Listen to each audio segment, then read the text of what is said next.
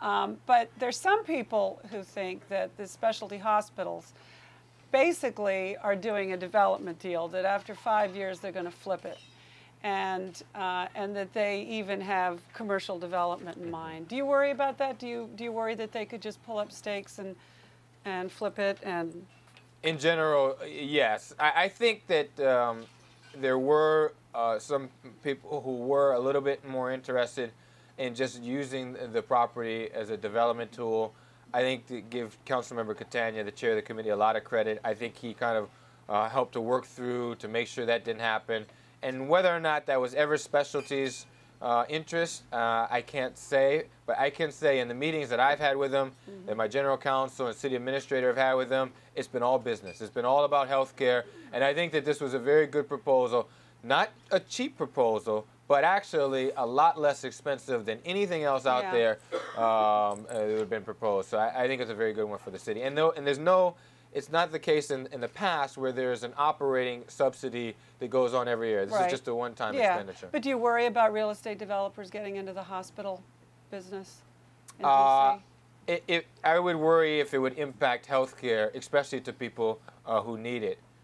Absolutely. I mean, is this something you're going to keep special? We will. We will keep it a special attention. We will make sure that that the hospital is run with only healthcare initiatives at the forefront of the management's mind. But again, from what I've seen, we really do have to give Specialty City Council a lot of credit, because there has been nothing that has come up yet that would suggest that and this nobody is anything else wanted the hospital. No, absolutely. You know, and so this is a reputable company. Do you keep an eye also on PG County hospitals, knowing that if they falter, the safety net in D.C. is an even greater crisis? Yes, we do. Yes, our Department of Health monitors that extremely close. We're glad that they have worked out something, at least for a couple years. But when it was on the edge there a couple months ago, we were monitored very closely. Do you think overhauling healthcare is second to education? I mean, if you achieve education, or when you achieve education, where do you aim your high beams next? Sure, and here's how I would explain. I think education, more than any other issue, drives so many other problems. So when you don't fix education, healthcare, employment, affordable housing, crime, all are worse in a city like Washington, D.C. When we finally fix education, then I think people are more educated about keeping themselves healthy, etc. I think the quality of life goes up. Certainly crime goes down, which is extremely important. Do you keep in touch with Mayor Bloomberg? I mean, do you two talk? Yeah, we do. The last time I saw the mayor, he was here. It was about a month ago. He opened up another bullpen. He opened up a Washington D.C. bullpen, so that was exciting. And he, along with Menino and Daley, are real standard bearers, and we follow their initiatives. What advice, if any, has he given you as you go through the education overhaul? Now that you're getting into the weeds, so to speak, you know, now you're getting into the tough stuff. Yeah, I think the advice from Mayor Bloomberg would be to give the chancellor all of the support that she, and in his case he, needs. And when he told me when he and Joel Klein meet, he asked a lot about test scores rising and how we're doing towards getting those, rather than getting into the micromanagement. What Joel Klein, I think, would say is actually move faster. The one thing that Joel Klein has told us is that if he had the chance to do it over again, he would actually propose a lot more of the controversial issues a lot sooner than he did. The image that comes to my mind is you out front with your shield and sword, you know, with the city council at you, and then back there you've got Michelle and Dan Tangerlini and whoever else trying to get the But it's a great point, because that's actually the first thing that Bloomberg ever recommended I do was to hire great people. And in Ree and Tangerlini. You took a lot of heat for that and Lanier, so many others. I mean, we could not find better people to serve in our government if we searched around the world. And you're as strong on each one of them as you were when you hired them? Yes, I am. And their jobs are secure? And they have all gotten better in the jobs that they have done. And it's really, that is one of the most exciting things about Washington, D.C. right now. I give the former mayor a lot of credit, because I mean, just very bluntly, I don't think we would have been able to attract people like them. And so many other agencies, Vivek Kundra from Octo, Harriet Chagonigan Planning, so many others who are doing an amazing job. Our Deputy Mayor, Neil Albert. You know, it's so hard to, I want to talk to you about everything with the city, and I can switch to waterboarding anytime you want, but, everything that comes up, I mean, I know it's a tough subject, and I wanted to find out, how did you find out about the property tax scandal? Who told you? Yeah, so Nat Gandhi called me before 7 the day it happened, which I think was Wednesday. One of those early morning, it can't be good if it's that early in the morning.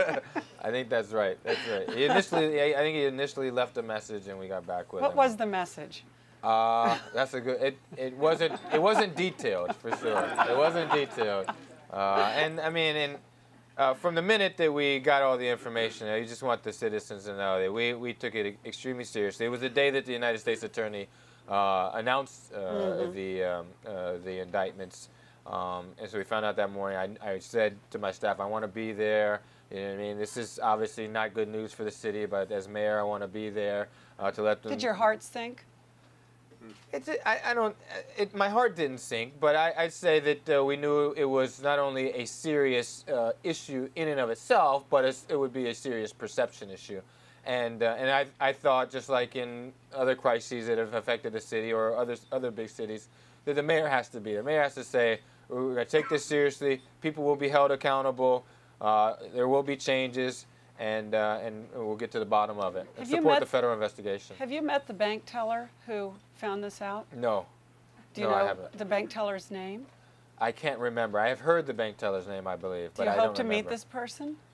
Well, again, what I hope to have... It's a brave move to call the whistle on... Sure it was, sure it was. And the citizens of the District of Columbia are appreciative of it, and everyone else who's helped to bring this to light. But I think what is very important now is that the investigation happen as quickly as possible, that whoever is found guilty of the allegations are prosecuted to the fullest extent of the law, and that there be real systemic improvements to make sure this never happens again. What will you do differently so that it's not bank tellers finding these things out, but your checks and balances finding them out? One of the things that we did, probably within the week of that being announced, was the city administrator, Tangerlini, sent around a memo that our general counsel drafted to every agency, asking them essentially what are their 5 biggest worries? What are the 5 biggest areas that can be exposed or exploited against the citizens? And what we're going to do is we still are running our cap stack, which we stole from O'Malley and Daley, where we bring agency directors in. We're going to bring all the agency directors in a cap stat session, I think within the next week, and ask them what changes have been made already on these highest exposure areas. Because you mentioned perception, and for me as a resident, and I love my city, when these kind of stories break, I think, well, everybody's going to say business as usual in the District of Columbia. Nothing's changed.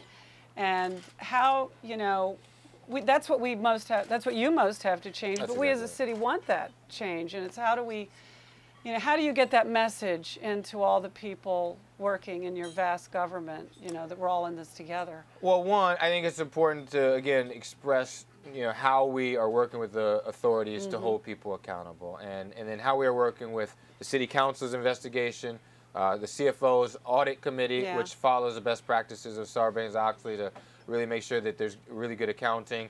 And then what I've told people is that all of our jobs, but specifically mine, is to look at the totality of the circumstances, to look at our financial progress over the past 10 years, our financial condition right now, and where we are going over the next 10 years.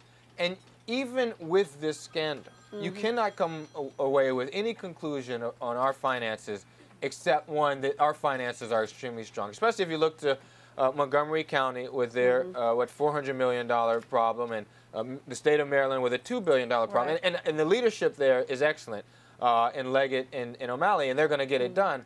But with our $1.2 billion in reserves, with the $250 million in reserves that were just announced even since the scandal has happened, we are on strong financial footing, and we shouldn't be shy about saying that the totality of the circumstances are very strong here.